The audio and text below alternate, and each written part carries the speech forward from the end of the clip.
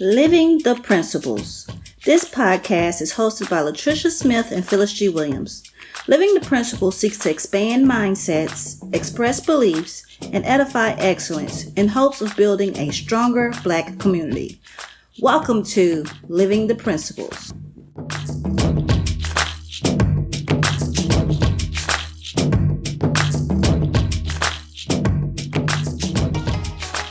Welcome. I am LaTricia, and with me is my co-host Phyllis. Hey, Phyllis. Hello, LaTricia, and hello out there, difference makers. Today we have a very special guest. We have Miss Opal. Miss Opal is the oldest living board member of the National Juneteenth Observance Foundation, whose initiative is for Juneteenth to become a national holiday. To bring awareness to the cause, she started her Opal's Walk Second DC campaign in 2016. And Ms. Opal launched a petition to make Juneteenth a national holiday on change.org. And in September 2020, delivered 1.5 million signatures it had received to Congress. Ms. Opal believes that freedom should be celebrated from the 19th of June to the 4th of July. She is known as the Grandma of Juneteenth. Let's welcome Miss Opal. How are you doing, Miss Opal? Real good. And I always tell people that this is a little old lady in tennis shoes getting in everybody else's business, and she's loving it.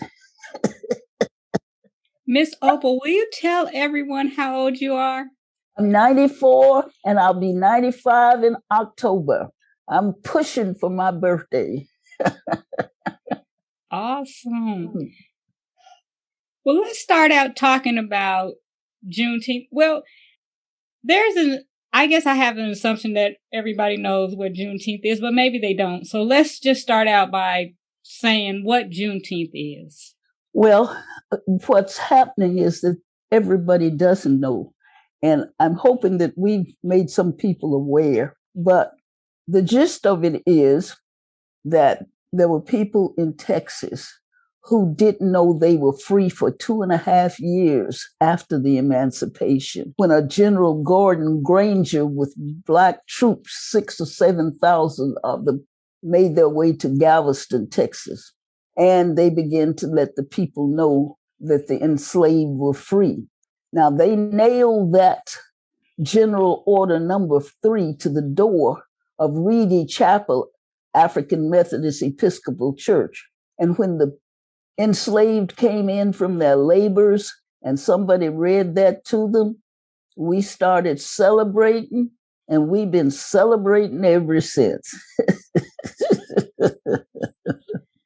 And see, I'm opposed to people thinking it's just a Texas thing.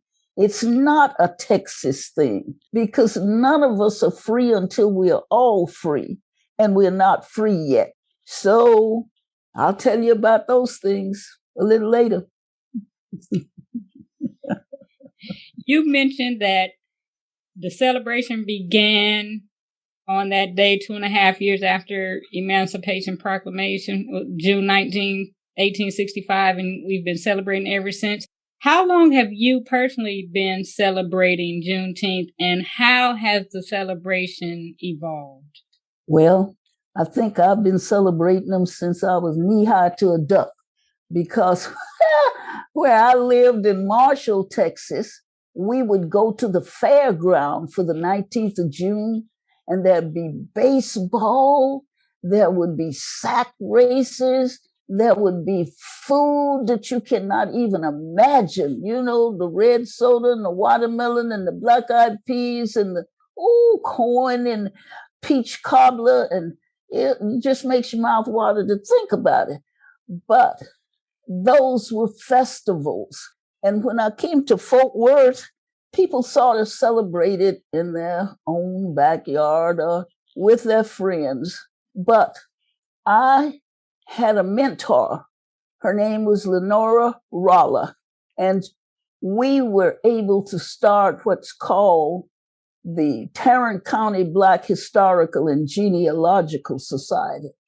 And there was a group that had decided that they would do Juneteenth and the proceeds would go to little nonprofits that it was hard to raise money for.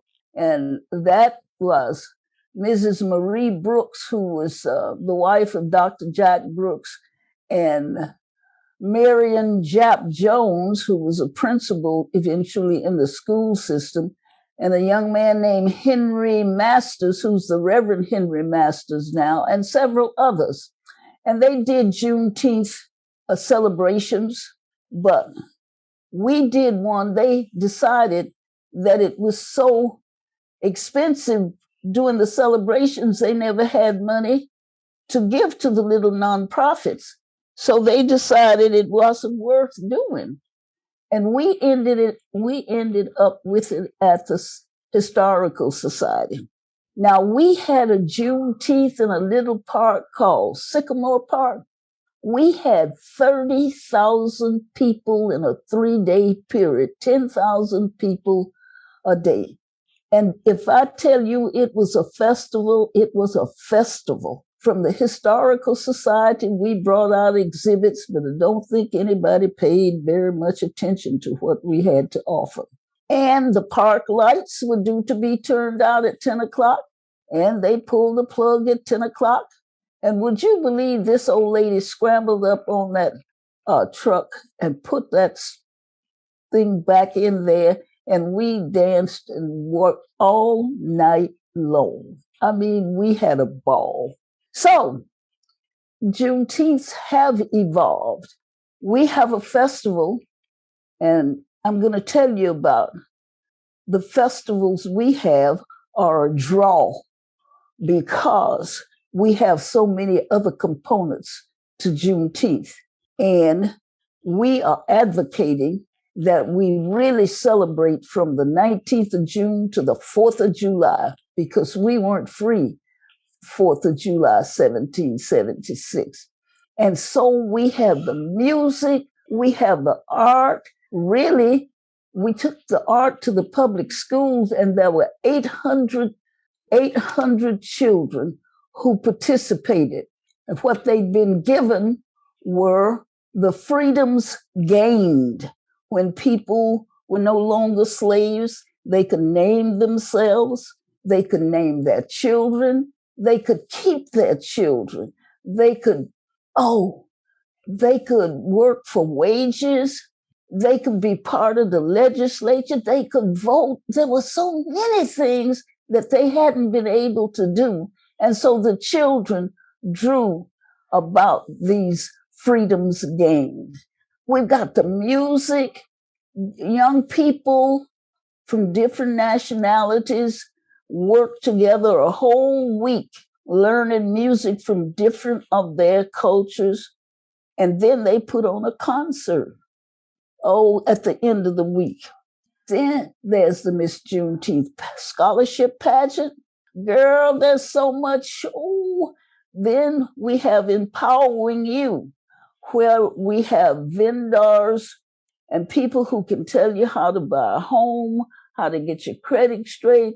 The health mobile is there. We just have so much going that we really need to have the time from the 19th of June to the 4th of July to get it all in. Wow, that sounds so amazing. My daughter just moved from Fort Worth. Did she? I wish I had met you sooner and I could have come to a Juneteenth celebration. Hey, you can come, daughter or not. You just come on down here. Last year, because we couldn't do the parade that we usually do, we did a caravan. And I walked the 2.5 miles, and the cars followed me. I thought I'd have 10, 15 cars. We had 300 cars to follow me from downtown to Will Rogers Auditorium, that 2.5 miles. The old lady was bush when she got there, but she sat down and waved and thanked every one of those people who had been in that caravan. Can you expound on why 2.5 miles? Yeah, because it took 2.5 years after the emancipation for the people in that area to know. Now, we knew that they knew, but they weren't telling them. You know, they had the crops to get out. And you should have known about, or maybe you do, churches had watch night all over the world. These people would pray for freedom all night on New Year's, you know, and it finally came on the 19th of June. Listen, if I'd have been there, I'd have done a holy dance. I know I would have. And Miss Opal, as you are speaking, I'm learning even more about Juneteenth. I didn't know anything about it until about 5 years ago. Okay. And I'm seeing how many principles are aligned to it. You're speaking about cooperative economics with teaching people about credit scores. You're speaking about, There's so much to it. This festival is a draw. I don't know how many pounds of food we were able to give away. And we have a Miss Juneteenth play. It was written by Greg Ellis. He was a former cowboy, and it is so good. And the Miss Juneteenth pageant, the movie, is off the chain. I have a part in it. I'm able to, I do. I'm not Miss Juneteenth, but I got.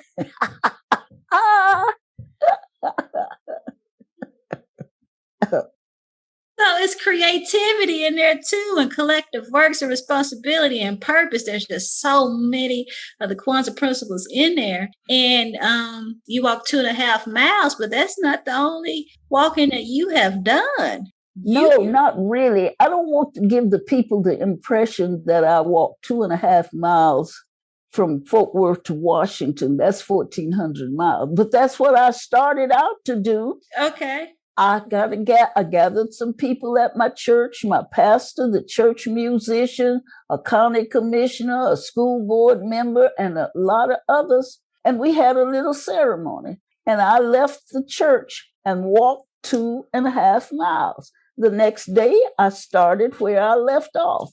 I'm on my 1,400-mile journey, and I got through Arlington, Grand Prairie, Dallas, Joppa, Box Springs, when my team says, you're not going to do it like that. And their reasoning was the group had offered us a RV so I wouldn't have to go home or to the hotels or whatnot. And they reneged. They decided that what I was doing was too political. So my team said, you'll only go where they celebrate Juneteenth and where you are invited. And if I tell you, I was invited all over these United States. I mean, I went to Shreveport and Texarkana and Little Rock and Denver and Colorado Springs.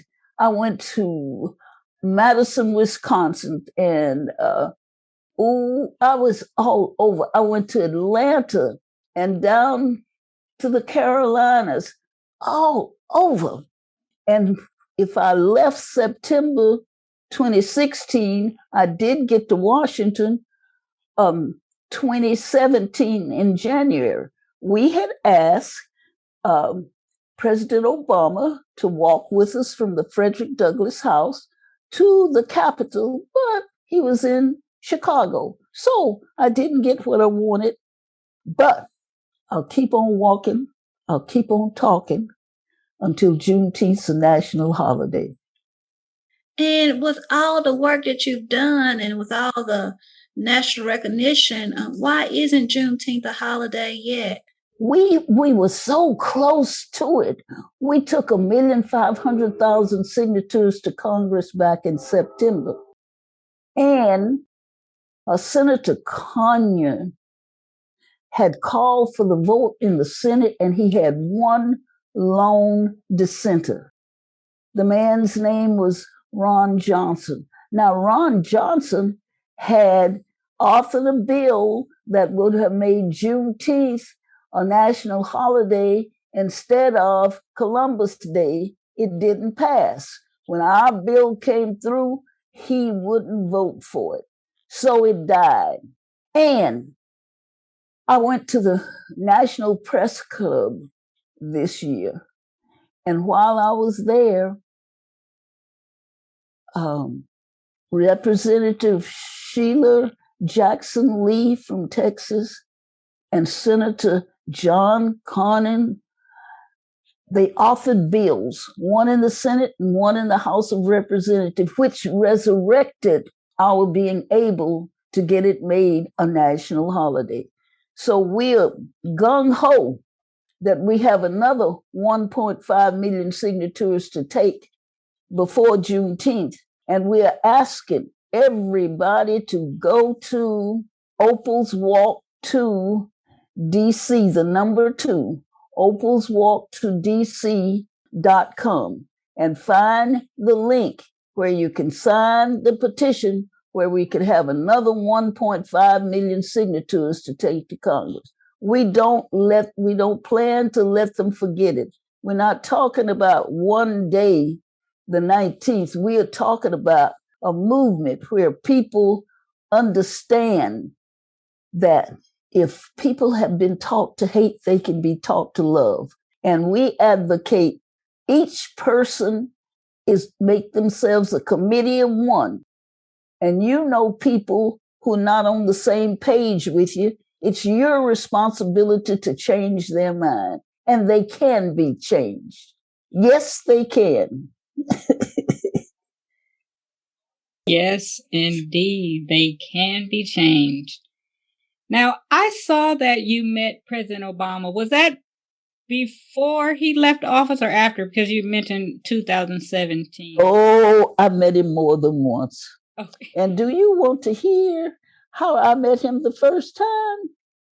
Well, I'm in Fort Worth, and I'm looking at the television, I think, and I see where the people are wrapped around the convention center getting in to see President Obama.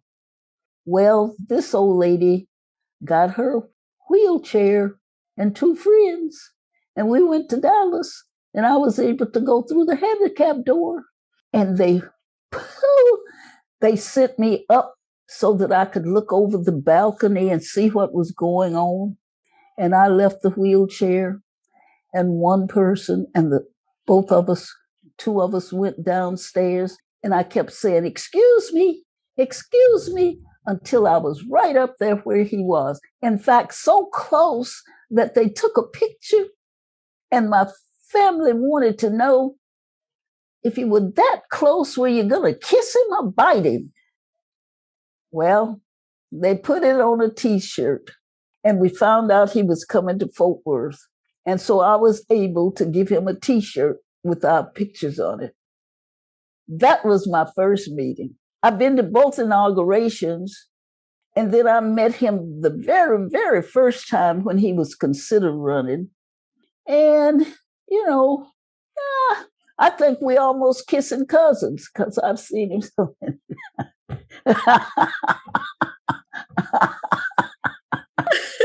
Now, how has he contributed to Juneteenth becoming a national holiday? Just being Obama is contributing, but I have written, look, you got to consider, here's a man who's has been president of the United States. That wouldn't have happened in my day and time. You know that? So I hold him up, to young people to say, this can happen for you. This can happen if you apply yourself. Nothing is beyond your reach. I just sort of wipe their face in it. I do. I've had a letter from Michelle because I was part of a group that started a food bank that's servicing some 500 families a day. And I was telling her about the food bank and telling her about a program where I polled people standing in line for food, and 66 of them said they were willing to farm. So I asked the water district, and they gave me the use of 13 acres. And we are working with people who have been incarcerated and can't find a job. We pay them to farm. And when they finish the program, because there's more to farming than dropping a few seeds in the ground, they get certification from one of the colleges in the neighborhood, and they are good to go. They are entrepreneurs. And in this pandemic, people are having to learn how to plant and what to plant in their backyards and on vacant lots. So it's coming in handy. Yes, we do a section towards the end called Good News, and that kind of goes with our good news. So you'll hear that when we do the replay, when we send you the replay. As you were speaking, you spoke about last year. Last year, it seemed like people were so curious about Juneteenth. There were a lot of change of events last year. And I have people who are senior to me who had never heard of Juneteenth, and they heard of it last year. Like there was a sense of pride that seemed to be shifted. Why do you think there was a change last year in Juneteenth? The curiosity of it. Well, we like to think that we were able to make some of that noise that made the change. But again, the climate's right. We have these things that happen to us periodically. We have the tornadoes and the things that destroy people, and we all come together, and help each other out. And then we get lax. No, we don't do anything. And so we are trying to keep Juneteenth before the people all year long, so that it won't lag, you understand? There's too much connected with it, too much that we're trying to convey, that freedom is for all of us, and none of us are free until we are all free. Early on in the introduction, Phyllis mentioned that you have this petition, and you mentioned that you had taken 1,500,000 signatures to Congress. What made you create the petition? Well, I just didn't want people to think it was just one little old lady in tennis shoes asking for this. I wanted them to know that there are millions of people. They just not voicing what they want. And so I thought I would see if it couldn't be done, if they couldn't hear from them. And I know we're making some noise. Hey, you must know that Trump tried to take over. He was going to do something on Juneteenth, and the people told, no. And so he tried to say that he's responsible, bless his heart. Ooh. I tell you, I wished I could be in a room with him for just a little while. I'd bring him to his senses, because he needs to be brought to his senses, poor child. Mm-hmm. You talk about taking somebody to the woodshed. How I'd like to do that. You didn't ask me for that.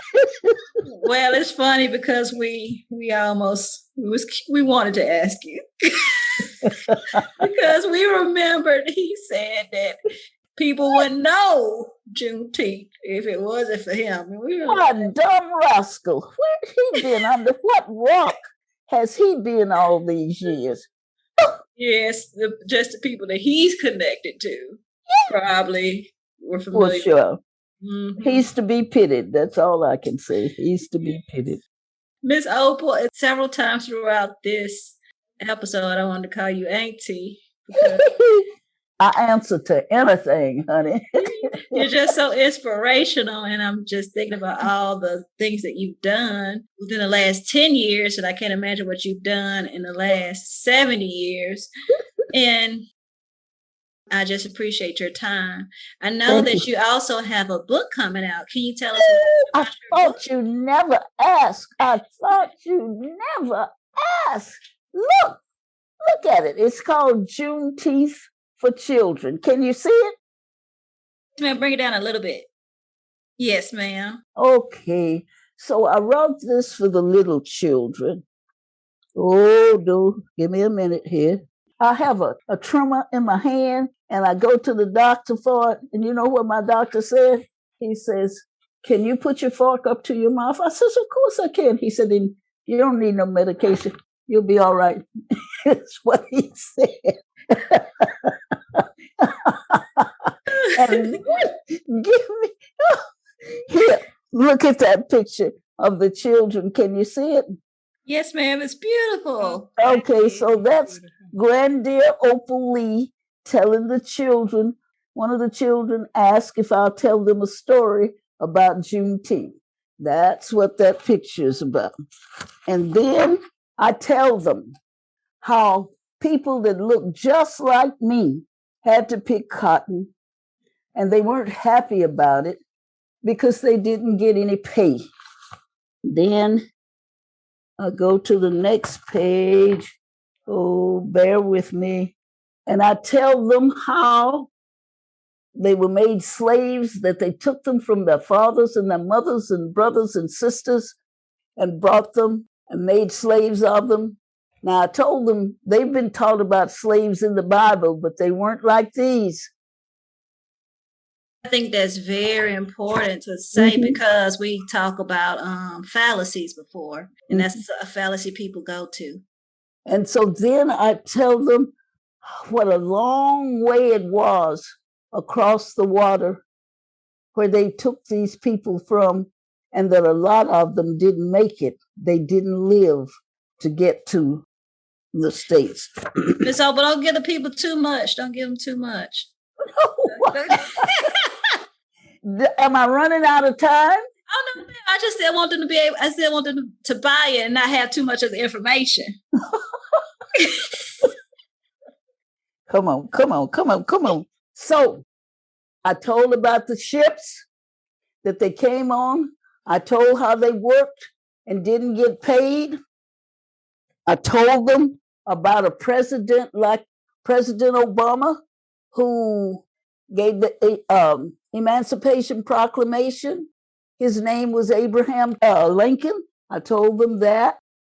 I told them how slaves had watch night services in the churches waiting for freedom every New Year's Eve.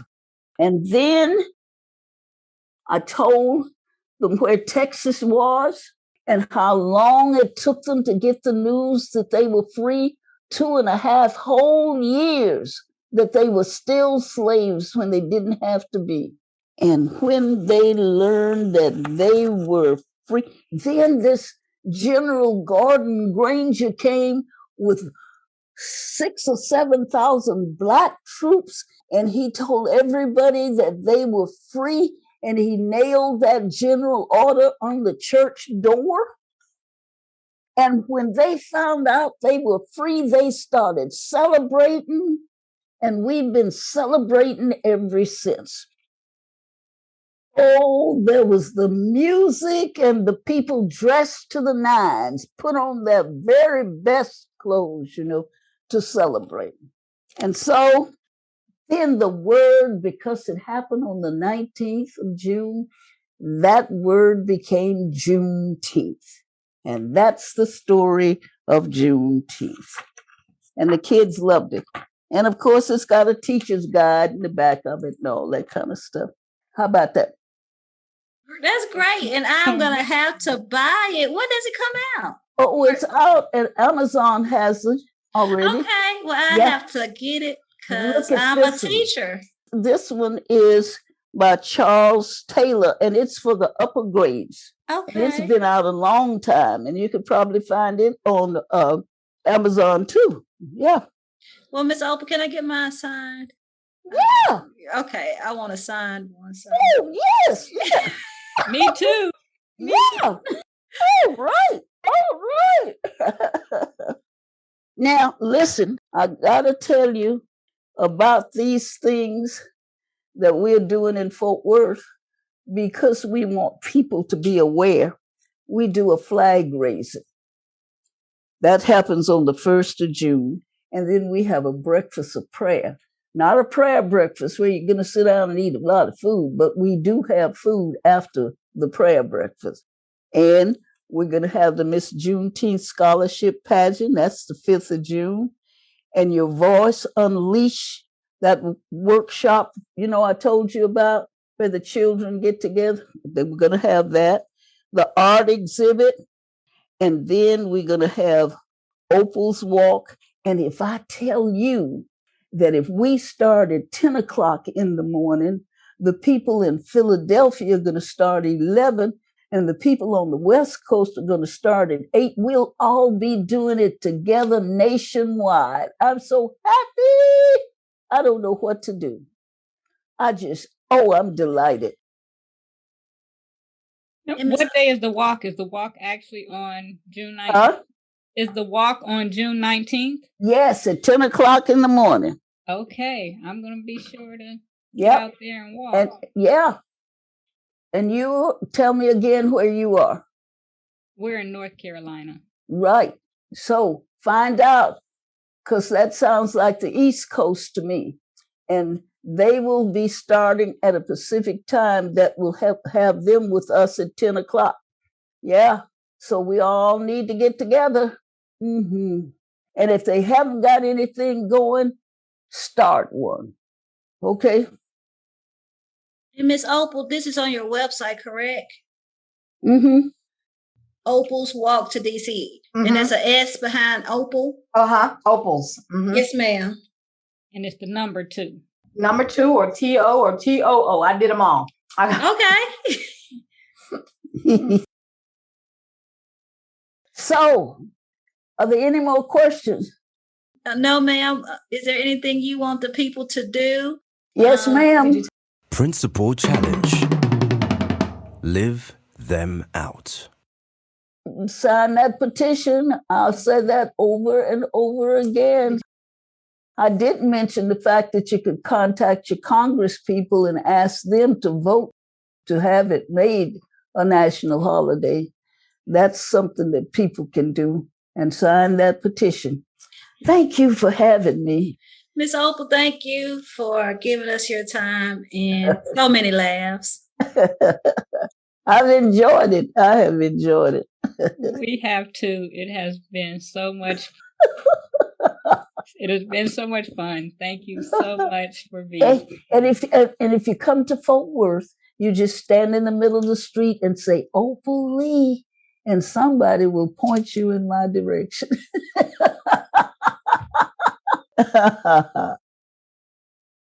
Thank you so much. Yes, we know that you are famous. No. Famous in Fort Worth, Texas, and nationally. I mean, if you Google Juneteenth, Opal Lee comes up. If you Google Juneteenth, Opal Lee comes up.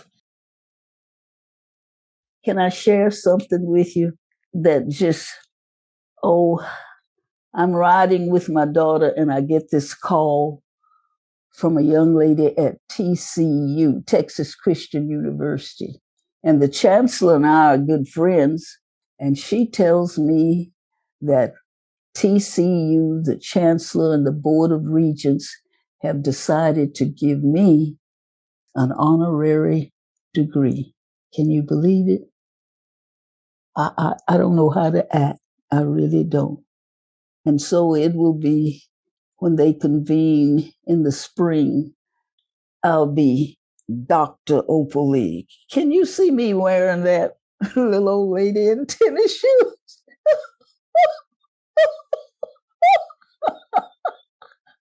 What an honor. That is wonderful. I got to get me another pair of tennis that don't look like the ones I've been wearing. Oh, gee. But it's been fun. And like I say, I'll keep on until we do get it a national holiday. I will. Why are you so passionate about Juneteenth? Oh, it started such a long time ago. I don't know if I told you. My parents bought a house here in Fort Worth, and on the 19th of June, 500 people gathered and they destroyed that house. They didn't want us in their neighborhood. My dad came with a gun, and the police told him if he busted a cap, they'd let the mob have us. My parents sent us to friends several blocks away, and they left under cover of darkness. They ripped the furniture, they burned the place. It was really tacky. And I always think if we had been permitted to live in peace, how we could have shown them we could have been as good a neighbors as they were. I don't have any idea if that shaped what I'm doing, but I just know that I've got to get it over to people that we can get a lot more done together than we can apart. And that if you can teach people to hate, you can teach them to love. And I want to do that. That's beautiful. Simply beautiful. Well, once again, thank you so much for being here today. We're so glad to have met you. Thank you, Auntie Opal. Thank you, sweetheart. Love having you for one of my young'uns. I'm glad.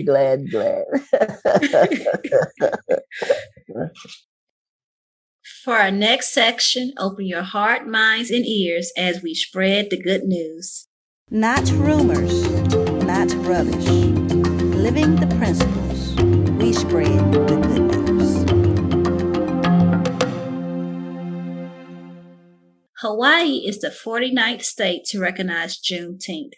The Black diaspora would like representation everywhere. Some Hawaiian families with Black ancestry can trace their lineage back from the South to Hawaii starting in early 1900s and would like to be more connected to their Black ancestry. A Juneteenth celebration is a huge step in the direction for them. Juneteenth is also being celebrated across many colleges. These colleges range from HBCU, rural colleges in Iowa, and prestigious colleges such as Penn State. So it's also being celebrated at the collegial level across America now. Fulton County in Georgia is putting a twist on their Juneteenth celebration. They are aiming to expunge 300 plus criminal records by Juneteenth. African Americans are more likely to be found guilty, even when innocent, or sentenced with harsher crimes. Fulton County's unique approach showed that there's still a fight for equality and freedom 200 plus years after emancipation. They are doing something about equality. That concludes our good news for today.